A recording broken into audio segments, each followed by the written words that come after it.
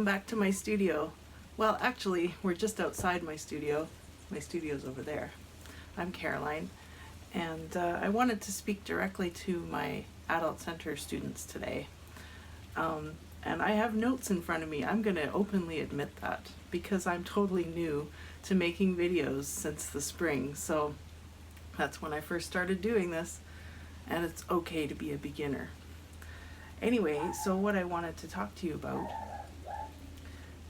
a bunch of my students have been expressing some feelings of like intimidation, like they're scared to try drawing, they're scared to not be good enough at it. You're having a tough time. And I understand that, I really do. The reason I've got my mandolin here in front of me, and I played that little tune for you, is because learning the mandolin taught me something very important as an adult learner. And that is when you get up the courage to go back to school to learn, it's harder than when you were a child. It's tougher than when you were a kid in elementary school or even high school.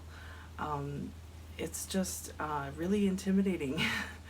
And if you're picking up something new for the first time as an adult, it can feel very intimidating because there's all these folks, for example, playing music, who have started playing the mandolin at age 3, and they're incredible players now that they're in their 30s. They have, 27 years of practice under their belt. And here I was, about 10 years ago, starting to learn the mandolin, and I've never played it before. And I was comparing myself to world-class players and trying to, in my head, compete with them and tell myself, oh, I could get that good. I probably never will. And that's okay. I'm probably never going to be a professional mandolin player. But that doesn't mean that I can't enjoy music and that I can't, challenge myself to grow and try new things and take on tough skills that take time to learn. So that's why I have my mandolin here, is to tell you that little metaphor. Now, a lot of you have never taken an art class before. And here you are, bravely coming to my class. Look, we've got a visitor. My hummingbird is here. Can you see him? He's just a little guy. We just put the feeder out a few days ago. I was hoping he would visit while I shot this video. There he is. So a lot of you have never taken art before, or if you did, it was quite a few years ago. Many people don't make art after they've grown up. They just stop when they're children. So I want to talk to you about how it's okay to be a beginner. It absolutely is okay. When we're raising a little kid and teaching them how to talk, we get really excited when they say their first words, even if it's just a really simple word like ball or mum. It's really, really exciting, and we greet that achievement with enormous praise and enthusiasm. We take videos, we tell our whole family, oh, my little guy, he just said his first word. It's pretty exciting, right? As young, budding artists, or maybe not so young, but budding artists who are just making a fresh start and trying this again for the first time in many years, you deserve that kind of enthusiasm. You really do. You deserve someone to be absolutely delighted with you. And in fact, the most helpful thing you can do for yourself is to be that enthusiastic person for yourself. Give yourself the praise you need. Give yourself the delight and enthusiasm and pats on the back, and feel good about your achievement.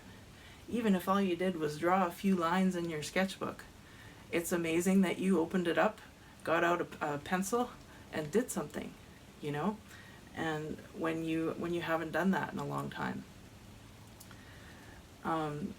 All of us growing up, unfortunately, it's just part of life. We absorb criticism at times. Well-meaning people and sometimes not so well-meaning people, can say some things to us that at the time they didn't understand what we were doing, or didn't understand how sensitive we were, and said something that really stung, it really hurt. And we actually absorb a lot of that and take it inside, and then we keep telling ourselves those same things over and over, long into adulthood, where we can be very hard on ourselves. I know that I have an inner critic that is very harsh with me at times, and she accuses me of being lazy, or just not good enough, or I don't know, that my art skills aren't good enough, or when I'm playing mandolin, I'm like really wanting to sound just like Chris Thiele, who's like the best mandolin player in the world, one of them. So, we've all got this little inner critic that we carry around with us. And that little critic is actually a little kid inside of us that, had her feelings hurt. She was trying something new, she was doing something bold and brave, and hadn't done it before, and was being vulnerable, and boom, somebody was not very kind and said something that just didn't feel good, and that can really haunt you. And it's important to recognize that, first of all, and then it's important to find ways to counteract that and contradict that. So one of the best things you can do, first of all, is to recognize that part of you that's saying all those mean things that you absorbed over the years from other people, that is part of you that deserves love. That is part of you that deserves compassion and caring, because it's a part of you that was hurt. And it's not very useful, the things that inner critic is saying to you right now, because it's probably holding you back in some ways. But it's coming from a part of you that is innocent and didn't deserve to be hurt. So turn towards that inner critic in yourself, first of all, with compassion. And then stop listening to her, or him, or them. You have to learn to tune them out and find a way to say something positive about your work. Find something good about it. And say those things to yourself. Think those things to yourself. Write them down. Tell somebody who is supportive. And that will help to contradict all that negativity. And the other thing that's important to do is, when you're looking at another person's art, is think about positive things you can say to them, and what they're attempting to do, and how brave they are to try. If you put your focus very consciously on the positive and on being supportive, you can make a real difference to your confidence, and it'll gradually help you to shift into thinking positively more often. So give that a try. And think about, how delighted you would be with a child who took her first step ever. How excited you would be. And give yourself that kind of enthusiasm. Speaking of children, many people stop making art when they're just little kids. Little kids naturally make art. They just want to try it, Give them a big fat crayon and they'll draw all over your wall. It's just a natural part of being human to make marks and to express yourself visually. And quite often people will stop making art later in life because they have a bad experience, or it's just not encouraged, or maybe they're interested in other things and they just don't spend the time on it. And then they just leave it behind. But it's still there. It's there sleeping inside of you. That part of you that can express yourself visually, it's always going to be there. And everybody is capable of it.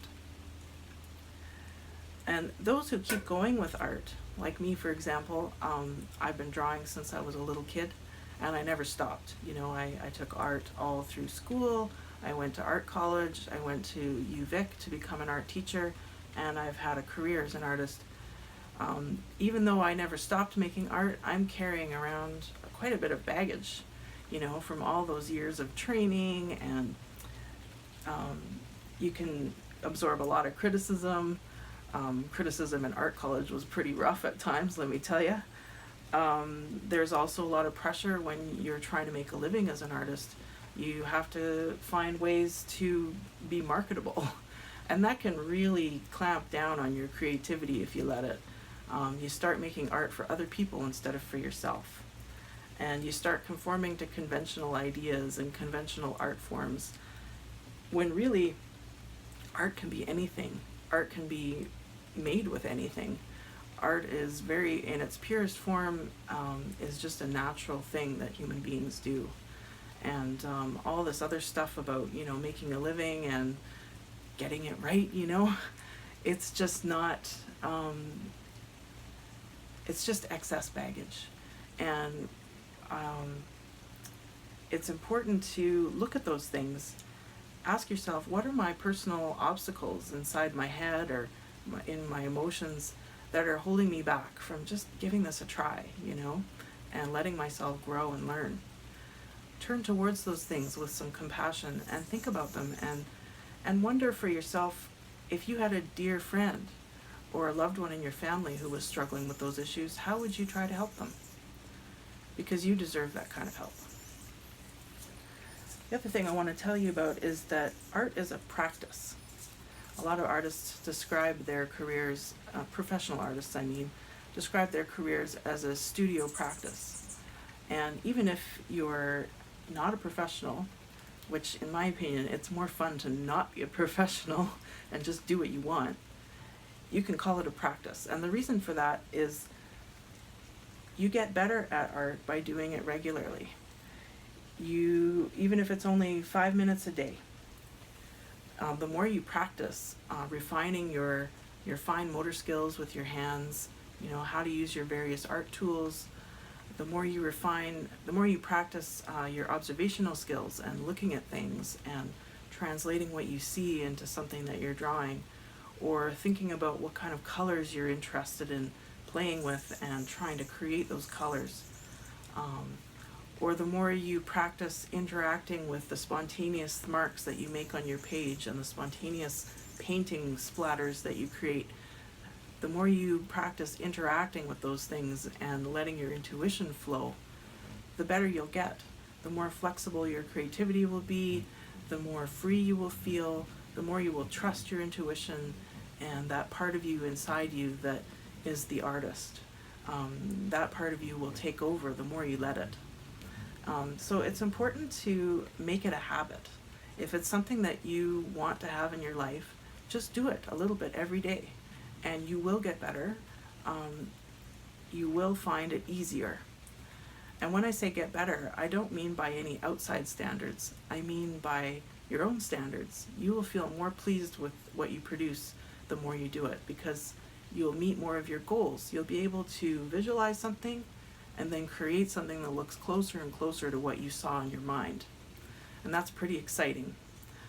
So just like playing an instrument, the more you practice, the better you get. And the important thing also to remember is that the artist inside you is kind of like a little kid. They're vulnerable, they want to feel safe, they want to feel listened to and heard. They want to play. Play is really important in art. Creativity essentially is play. And if you give your creative part of you the freedom to just play and without judgment, and give it all the safety that she needs to say what she wants to say, if you let that inner voice come out more and more, that part of you will trust you to give it the space and the safety to do what it needs to do. And you'll get better at hearing what she's saying to you, or what they're saying to you inside. And it'll just come out more freely, it'll flow more freely. And I'm going to get in a little bit spiritual here and say that I believe that there is a life force in everything and in everybody, and creativity comes from that, and it's an infinite source. It will never dry up. It'll always be there for you. You just need to tune into it and listen and feel that flow of energy, and it'll always be there for you. So just trust that it's there. Even if you've never drawn anything before in your life, even if you've never put paint on a canvas. That inner voice, that inner source will guide your hands and guide your mind as you make a piece of art. So let it happen. Sometimes artists talk about how the pieces they're making make themselves in a way, that they're just a tool that the creative force is using to create something. It's kind of neat how that can happen. I also think it's part of our right brain mode. If you want to talk some science, we kind of have two different ways of thinking. There's the left brain and then the right brain. And right brain mode is more like intuitive, emotional. We lose track of the time. We can get really into music when we're making art, listening to music in the background. It's just a different state. It's hard to explain. But when you really get into a piece and you forget about the time and you're really into it and engaged, you're in right brain mode. And what's magical about that is it takes you to a place of relaxation as well as excitement at being creative. And it opens up a channel of expression, which feels really good usually. So, yeah, where was I? I'm going to check my notes here. You're going to see me cheat a little. So what I want to encourage you to do is try to tap into that source inside of yourself and trust it and give it some safety and space and just let it flow. It'll happen for you if you let it flow. Another thing to ask yourself is, who are you making art for? If you're worried it's not good enough, are you making it for yourself, or are you making it for other people to say, oh, hey, that's really great. Can I put it on my fridge? Like when we were kids, you know, our parents would stick our drawings on the fridge and stuff. You don't need other people to like your art for it to be awesome, truly. Make it for yourself.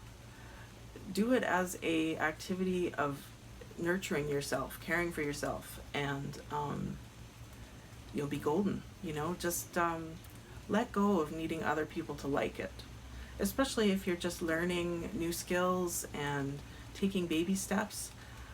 If you can just give yourself the approval you need and the encouragement you need, and you know, if you're feeling scared and inadequate and intimidated, just don't show anybody. Just keep it private in your sketchbook and have this nice little secret, you know, something you can peek at and go, you know, I made that. That's really cool. And I don't have to show anybody, but it's really special and I know it.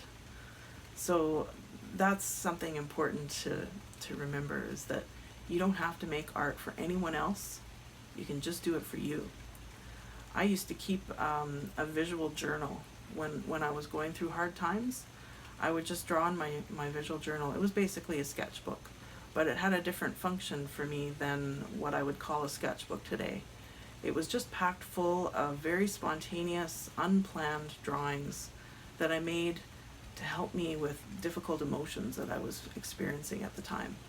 And I would just pick up some oil pastels or pencil crayons and I would just draw and let whatever was inside come out on the page. And then I would set it aside. And later in life, down the road, I looked back at some of these images and they were really powerful, you know. They were saying things about what I was going through that were really deep and very subtle, and they were things that I couldn't comfortably tell anyone with words, but I could tell them to myself with pictures. And it was quite a beautiful thing, and it really helped me through. So, yeah, you know, do it for yourself. Also, I want to tell you that there are many ways to make art. The most conventional ways are drawing and painting, and that's what our course is all about. But there are so many other ways. There's quite a few traditions that have been developed over the years in the sort of professional realm of art. You know, there's ceramics, there's glass blowing, there's dance, and there's figure drawing and fiber arts, and geez, I'm just trying to think of them all. There's just so many.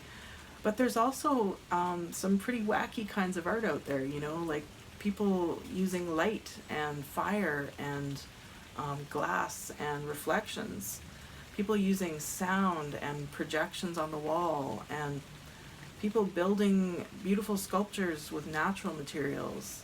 There's just, there's so many things you can do. And my point is that anything, you can literally make art out of anything, and you can make art about anything. You know, you're free to express however you need to, and that is truly art. Anything that you create is art. So I'm going to put a slideshow in here of a few examples of that. Art is everywhere. Art can be anything.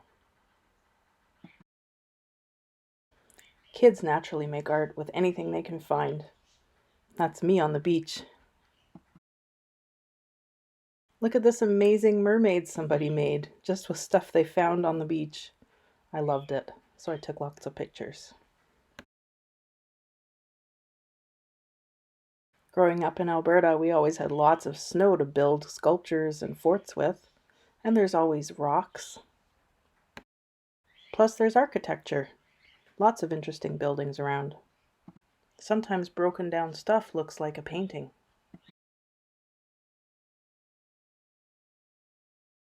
Nature is the master of creating art. And then we can make things from what she's made.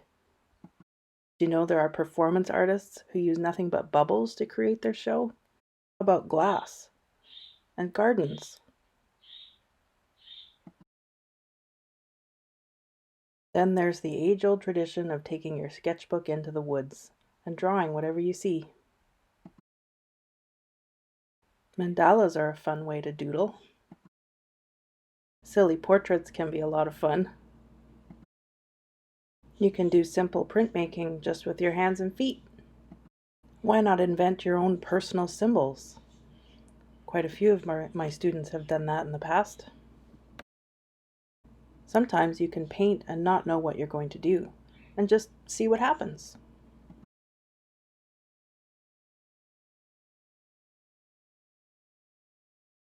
And then there's food, glorious food. You can make your food look beautiful by arranging it. You can even paint things with edible ingredients. Food is fun, and then you get to eat it.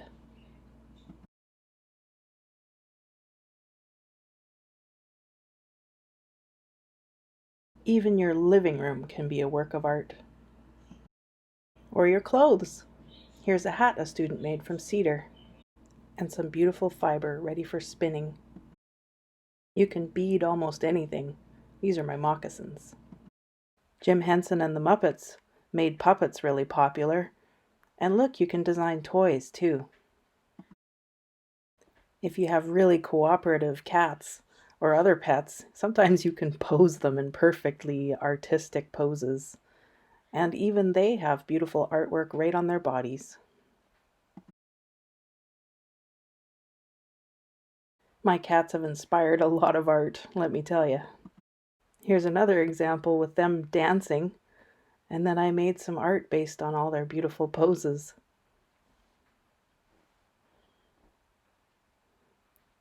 I silkscreened some baby t-shirts for my nephew with flying cats. Apparently you can even make art out of your underwear, at least according to my cat Bilbo. Silly boy. Carving and whittling is a great way to express yourself, and it feels nice and relaxing.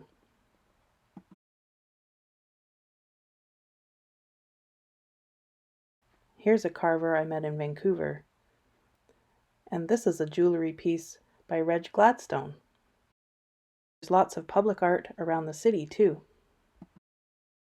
And when you go out into nature, there's lots of light and shadow that makes beautiful art. This time of year, we put out lots of lights and we make art with it. It's beautiful and it raises our spirits. There's the Butchart Gardens. And here's some art with explosives, fireworks in the city of Calgary. Keep dreaming up some great ideas, because art can be anything. Yes. Also want to tell you that art has many benefits for your health. I was already telling you about right brain mode and losing track of time. Some of the things that drawing and painting and other types of art can do for you is they can help you to be calm.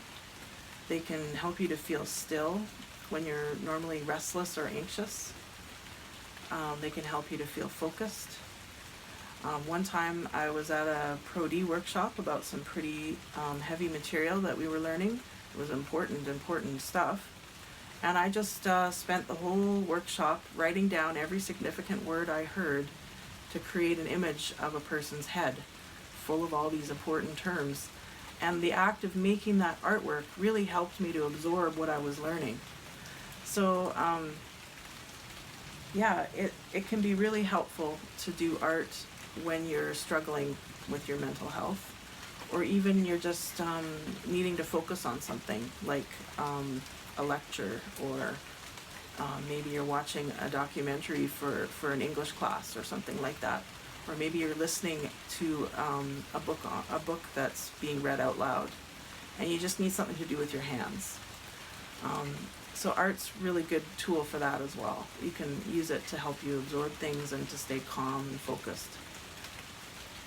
Also, some of the most powerful emotional therapy in the world has been done with visual art. There's actually a whole profession built around that called art therapy, being an art therapist. It's something that I wanted to do, but I don't need a degree to do it because I try to make our class therapeutic for everybody. Maybe one day I'll take an art therapy program, but when I took an introductory course about it, I was really astounded at some of the beautiful, sensitive drawings that they showed us that were samples of clients who were dealing with things like end of life or loss or illness. And their drawings were just so beautiful, simple and childlike sometimes, but absolutely beautiful and packed with meaning. So art therapy is an amazing thing, and you can make art your therapy if you wish. Also want to say that art is play. Art is telling your story and letting your voice be heard and seen. Art is having your own style and your very own vision. So there's so many ways to express yourself, and there's so many styles. Hello, little hummingbird. And there's no wrong way to do it. In fact, as many human beings as there are on the planet is how many styles there are for art. Everybody's unique. So embrace your uniqueness and celebrate that. And I'll say that not everyone is naturally talented. Talented is kind of a loaded word, but I'll use it. Not everyone is naturally talented. It doesn't come easily to learn how to do conventional forms of artwork. For example, realistic drawing can be very challenging, and it can take many years to learn the skills associated with that, and other sorts of art as well. Glassblowing, for example, very highly technical art form. Ceramics too, very technical. But everybody is capable of visual creativity and expression, and you don't have to be a professional to be a real artist. All you have to do is claim that identity for yourself. Say, I am an artist, and you are. So I hope that helps you. I hope that encourages you. I'm so pleased that you've decided to take art with me this semester, and I really want to encourage you to just allow yourself to have some fun with it. Just try and encourage yourself and be positive, and you'll be fine. So thank you for coming to my class and for watching this video, and we'll see you next time.